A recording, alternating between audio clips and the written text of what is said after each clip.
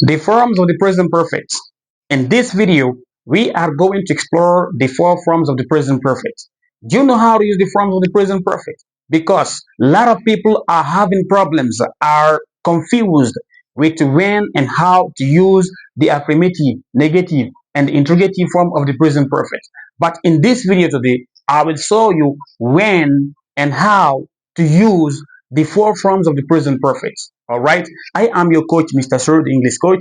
Sir, without a delay, let's get started. Structure number one.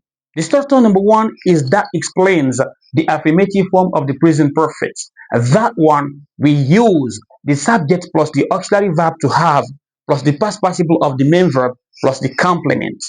For instance, we can say, I have been to London. John has traveled to America. Mary has eaten lunch. They have done their homework. All right. So this is very simple. And the structure number two, that one shows about the negative form of the present perfect. When you want to use the negative form of the present perfect, you master structure number two or form number two.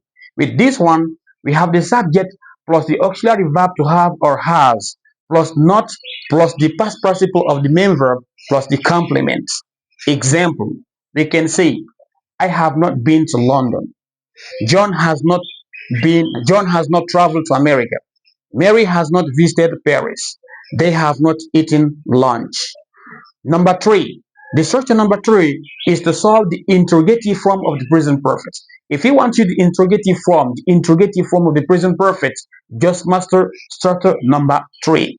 In structure number three, we have the auxiliary verb to have plus the subject plus the past participle of the main verb plus the complement plus the quotient mark. Don't forget the quotient mark. All right. With this one, we say, have I been to London? Has John traveled to America? Has Mary visited Paris? Have they eaten lunch?